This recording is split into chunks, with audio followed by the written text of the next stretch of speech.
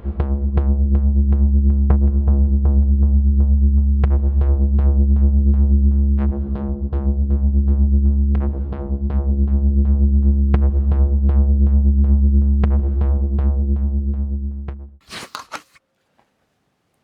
this on?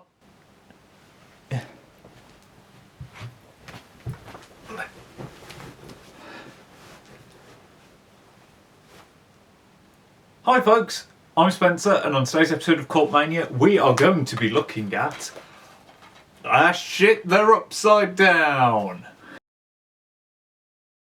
Hi folks, I'm Spencer, and on today's episode of Cult Mania we're going to be doing a look through all of the VHS films so far, because VHS 94 is just around the corner and I bloody love this series.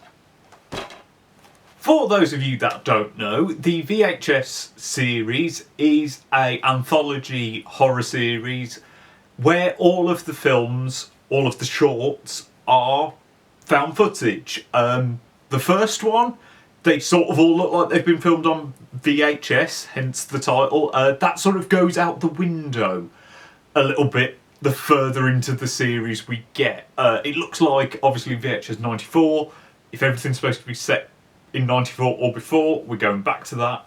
I will be reviewing that when we get there, but I thought, like I said, I love this series, and I thought, let's review everything so far. So this is going to be a series of reviews that will be of each anthology segment, and then I will just sort of do a rating of which film is best and which are the best stories at the very end.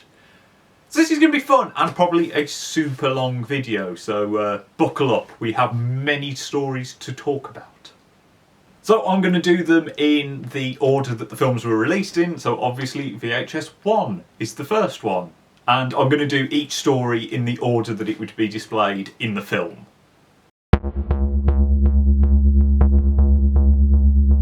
So this is the sort of wraparound for the anthology.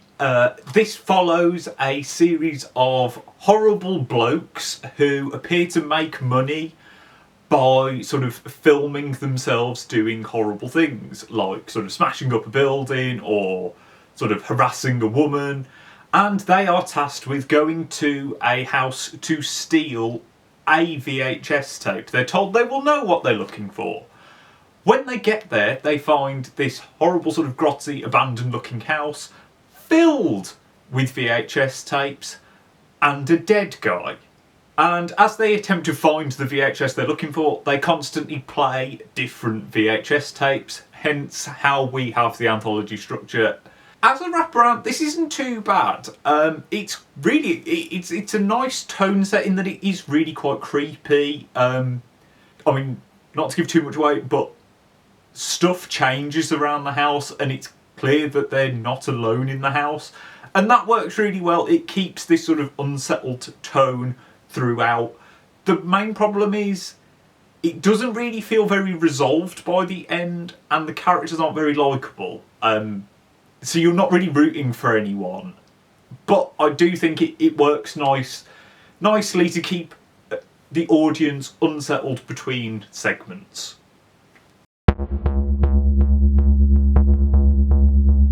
So our first proper contained short story follows more horrible lads. This time the big concept is that they have sort of wedged a camera into a pair of glasses so that they can record all of the lovely things that they will do while they're out partying the night away. You know, they can record themselves having sex and all that sort of stuff. And they take some girls back to their apartment and they get a lot more than they bargained for. This storyline is okay. It's a cool concept. The sort of point of view style works well. There's some nice gore in this, and I do like how the sort of story evolves. I'm trying not to give too much away. But it is another one where it's uncomfortable because you've got these sort of nasty laddie characters. Although obviously you can sort of tell that they're going to get their comeuppance, so it works a bit better. And like I said, there is some really good gore at the end of this segment that actually surprised me. I'd forgotten quite how gory this little segment is. My only other main problem is it's at a weird frame rate. I don't know whether it's something to do with the actual, whether they did have a camera in some glasses. It seems to record less frames per second, and it makes it a little bit sickening to watch. I suffer quite bad with motion sickness, and this did sort of put me on edge a little bit. So that's something to be wary of. But conceptually, I do really quite like this story.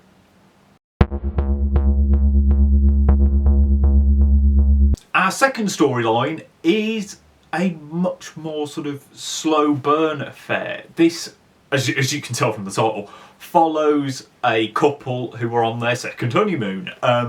They're sort of travelling through a sort of southern, I think it's Arizona that they're going through, and you sort of get the sense that there is tension between the two.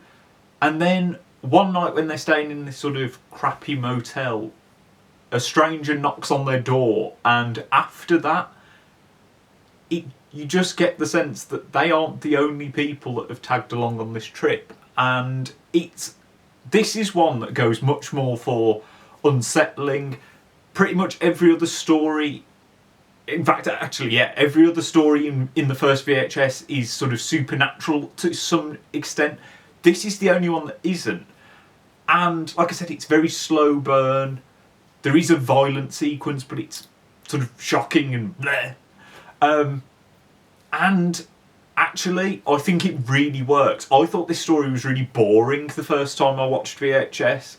The more times I've seen it, the more I think this is actually a really good idea, because it just spins everything round, and it goes for, like I said, sort of this real unsettling nature which found footage lends itself to. So yeah, I don't think it's going to be for everyone. Like I said, I thought it was quite boring the first time, but no, this is creepy. I like it.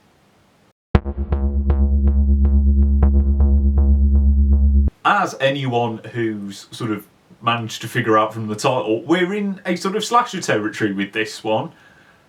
The sort of concept here is a group of friends are going up into the woods where one of their friends seems to have some sort of history. They're not 100% sure where they're going, why they're going there. In fact, everyone seems to have been told they're going there for a different reason. And as I've said, we're going into slasher territory. So that sort of tells you where we're at. And I've kind of got to spoil the reveal of this one, because otherwise it just sounds like it's a slasher film in some woods shot in a found footage style, which isn't interesting. The camera that they're shooting it on keeps glitching, and you keep getting these shots of sort of past events. And the big thing is, the killer is this sort of distorted shape. They won't show up on the film. Which, this one's fun, and there's some good gore in this one. I flutter between thinking that this one's really cool and really liking the idea, and also thinking it's one of the least inventive. When I started rating them, I put this one quite high, and it's slowly gone down. I think just because that concept is cool, but it doesn't have much beyond that, and it's not as shocking or twisty or surprising, hence why I feel happier to tell you what the twist is for this one. So yeah, it's a bit of an odd one. It's sort of fun while you watch it, and then this is perhaps one of the more hollow ones.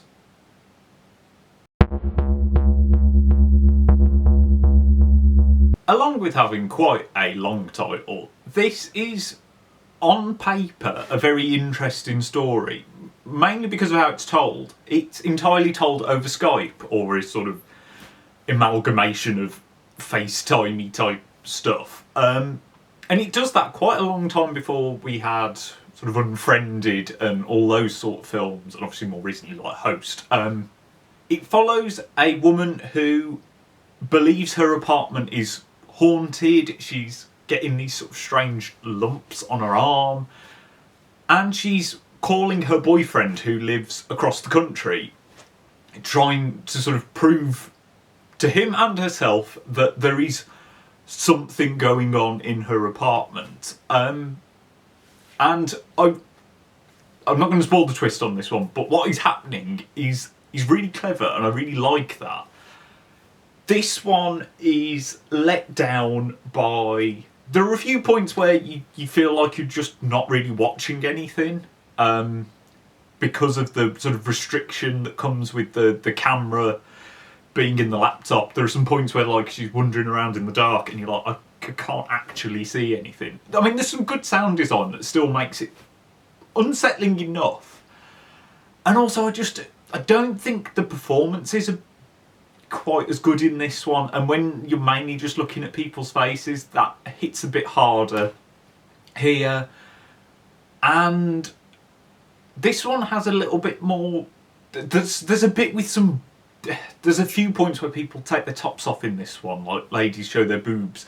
And there's quite a lot of sort of references to sex or nudity in VHS as a whole, but this one feels like it doesn't actually need them at all, and it's sort of egregious. So it just sits a bit weird. I mean, overall, like I said, the concept is really good, and I like the twist, but it just feels like this one, it just doesn't hold together quite as much as you want it to.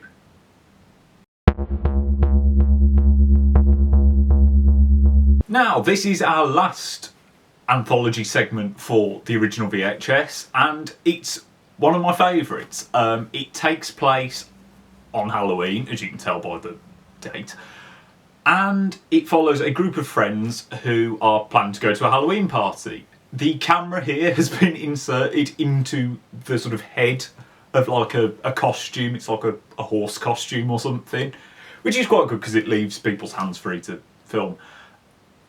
And they turn up at a house where they believe the party is taking place, although it is rapidly very apparent that they've turned up at the wrong house, and that there's something very, very strange going on in the attic. And yeah, I really like this one. It helps.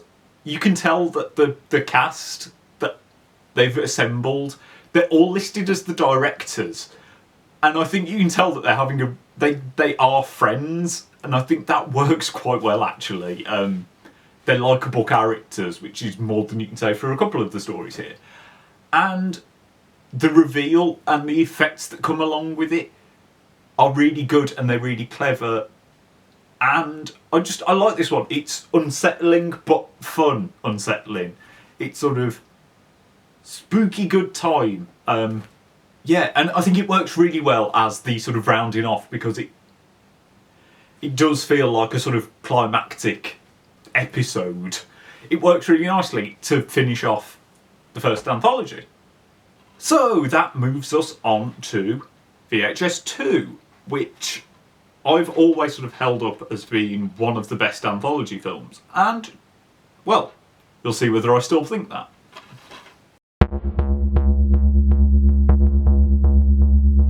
So once again we have a sort of wraparound story. In this one it follows two sort of very dodgy private detectives who are looking for a missing student.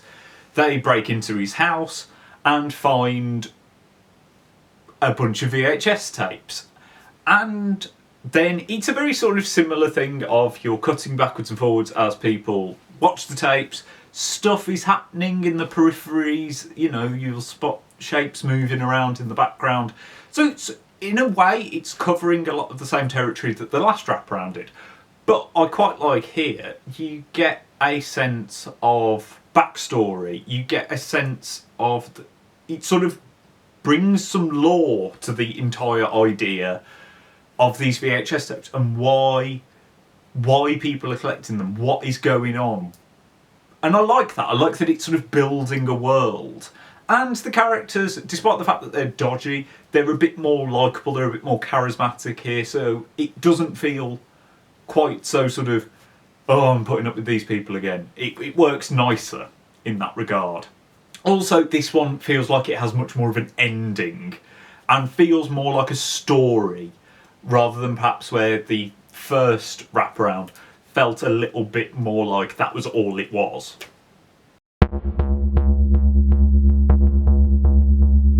Now, as I said in the very introductory bit, we're very distant from the sort of VHS aesthetic in VHS-2.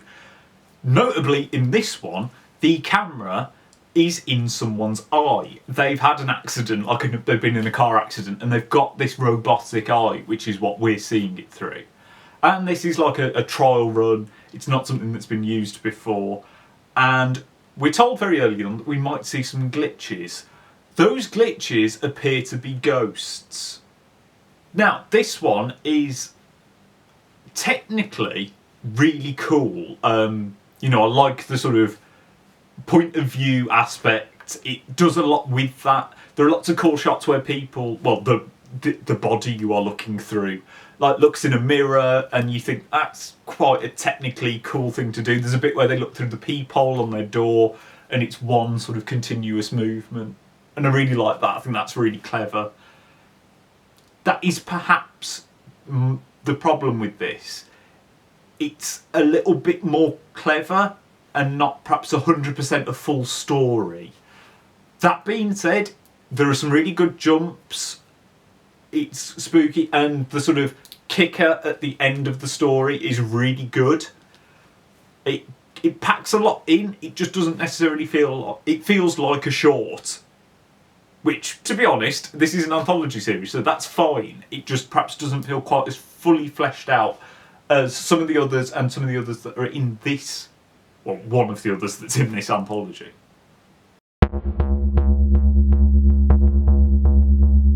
Now, this is probably the most outwardly fun story in VHS-2. As you can tell by Ride in the Park, it's this all takes place through a GoPro, or predominantly from someone who's riding a bike in a sort of national park. When a zombie apocalypse happens, and I've kind of got to spoil this one, but the sort of point of this one is that the guy whose GoPro you're watching becomes a zombie.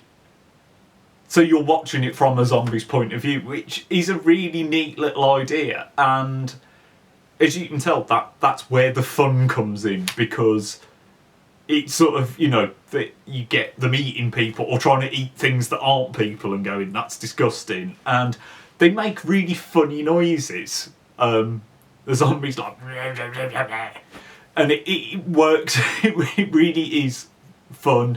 You get a lot of gore, because obviously you get them eating people and you get really close up and rah.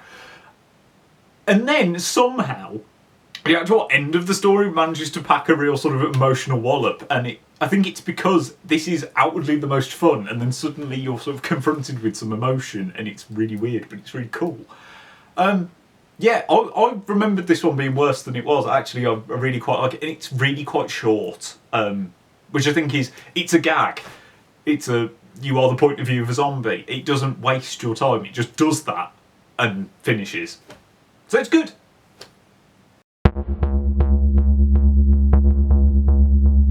Oh boy, this is brilliant. This is one of the best anthology segments in anything. This follows. It's an Indonesian piece. It's subtitles, and it follows a documentary crew who are interviewing the sort of head of a sort of Jonestown style cult, and they're sort of given permission to go to their compound and to see how they operate. They've sort of gone in with the sort of, we'll let you tell your story, but it's done. You've got cameras, but you've got secret cameras that are in their buttons and stuff like that. And as you can probably tell, things are going to get weird, except they're going to get even more weird than you expect. This one has everything. It has gore, funny bits, scary bits, shocking bits, just moments where you go, what just happened? This is clearly the director's just going, okay, we will do everything we wanted to do. I mean, they pack more into, I don't know, 20 minutes, let's say, the most films pack into their entire runtime. I've seen 3-hour-long films that have less happen than happens in the 20 minutes of this. Oh, I mean, honestly, Safe Haven is worth watching on its own. If they released this as just a short film on Blu-ray for like 15 quid, it would be worth owning, because it is just brilliant. And I don't want to say any more than that, because if you only watch one segment from all 3 of these films, this is the one you've got to watch.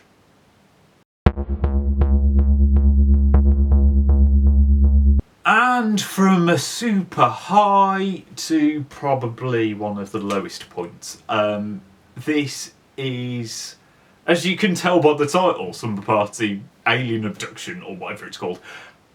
It's about aliens abducting people at a slumber party. A bunch of teens and sort of younger kids, probably sort of 12-ish, I don't know, are left by their parents to look after their sort of lakeside house. They prank one another, you know, the kids sort of interrupt the older teens having sex, that sort of thing, you know. And then aliens rock up, which sounds fine, and actually the opening bit is funny enough. The sort of pranks and the kids have enough personality that it's all right. The main problem is this one is so disorientating to watch, for the largest part, because once the aliens turn up, they decide to strap the camera to a dog, which just means that you're constantly sort of being thrown around. Half the screen's obscured by hair. Whenever the aliens turn up, there's this big sort of boom, Inception type noise with lots of flashing lights. The kids have got a strobe light from when they interrupt the teens having sex. They use that to light a bunch of it, and it's just disorientating and quite horrible to look at. There's sort of this sensory overload element. And it's a shame, because the concept is fine, the alien prosthetics are really good. I like the idea of a sort of found footage alien invasion, alien abduction storyline. It just, the form and the way they've constructed it just really hurts it and just makes it quite a pain to watch. And now we come on to VHS Viral, the one which I think everyone would probably like to forget happened. It's the reason that, you know, these were quite rapid. They all got made, and it's been quite a few years for VHS 94 now. But don't discount it. You're going to think I'm discounting it when I start this, but there's a hidden gem in here. Okay, wraparound on this one is poor. It follows a sort of fame-obsessed, camera-obsessed bloke who likes to, you know, zoom in on his partner's boobs, and there is a police chase happening in their town. An ice cream truck is sort of running rampant around, being chased by the police, running people over. And he goes, right, this is my time to be famous. I'm going to go and film the ice cream truck. And when he goes out to do it, his girlfriend disappears, and he presumes that she's been taken by the truck somehow. It's never really explained. And then, like I said, he just chases the ice cream truck around as it runs people over and sort of spreads the videos from the other stories around to people, and they start going insane and stuff like that. It's a mess. It doesn't make much sense at all. It jumps around. No one is actually watching anything. So when it just randomly cuts to all of the sort of anthology segments, it doesn't make much sense. And also, this one is filled with what can only be possibly video distortion, digital distortion, something that doesn't make any sense and is horrible and makes these horrible sounds and flickers and does horrible things to the screen, and it's just painful and nasty. And you thought the last thing was disorientated. This is horrid. Yeah, it doesn't work as a concept really as for the anthology. It feels like it was originally perhaps a segment that's been chopped and changed and just yeah, all the sort of distortion camera effects are just nasty. And it sort of undoes a lot of the work that VHS-2 did to build a world around the anthology. This one just... I don't know, it just doesn't feel like it was connected at all.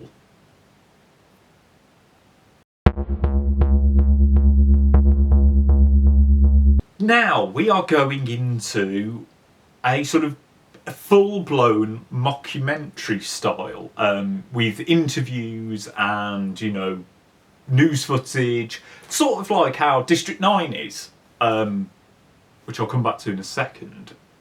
The story here is about a magician who has gone sort of psychotic because he has a magic cloak that is evil and has made him evil, and the cloak needs to eat people to have magic powers, and it's as dumb and not scary as that sounds. It is ridiculous, and not really in a good way.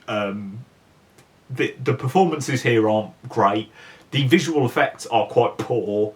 Any of the CGI in this film isn't great, and this is the one that relies on it the most, and it's just a bit depressing, really. It just looks naff. It looks cheap. It also doesn't 100% feel like a found footage film because of this documentary style. Similar to, like I said, District 9, you know, when that continues on and you go, no one could be filming this because they'd have died, they'd have been shot, they'd have put their camera down and gone. This has that, because there is a shootout between the magician and a SWAT team that is filmed from about 10 different angles. And you go, these camera people who are doing the interviews would have pissed off by now because they would have been terrified. They wouldn't have shot and filmed this. So it stops even being a found footage film, really. So it's just, again, disappointing, not right, really. Doesn't fit.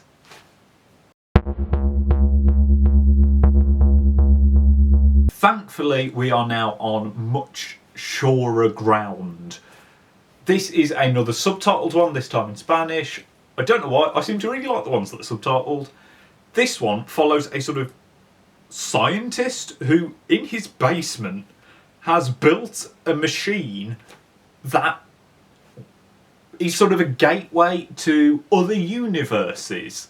And he sort of opens it's sort of a big gate, and it opens, and he can see his own basement on the other side. And then he steps forward and sees himself, and he has a conversation with himself. And they decide that they're going to swap universes for 15 minutes. And he goes across, and stuff seems sort of similar.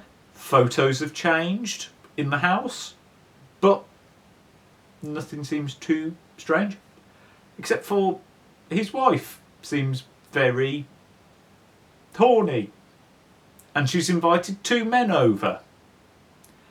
And then they go in the living room. And things are very weird. And I'm not going to say any more than that, because this one gets freaking weird and goes into territory that I don't think you will be expecting, and it's brilliant. Really, given everything else in this one doesn't have the right to be as good as it is, because it's genuinely unsettling, genuinely weird, and then the effects work that comes up at the end is really rather good, and it's just crazy. It's got the same sort of thing that Safe Haven had, where it just goes, we've come up with a concept and we're going to just go for it, and it's really good. Again, there's a lot in this one that's hit and miss. This story is brilliant, and well worth checking out.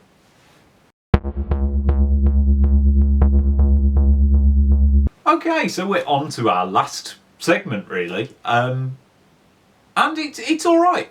This is shot as like a skate video, mixture between sort of GoPro and handheld camera, and it's sort of a group of sort of teenagers decide to go to Mexico to film a skate video, and when they get there, they stumble into some sort of weird satanic cult thing, and then have to sort of fight their way out.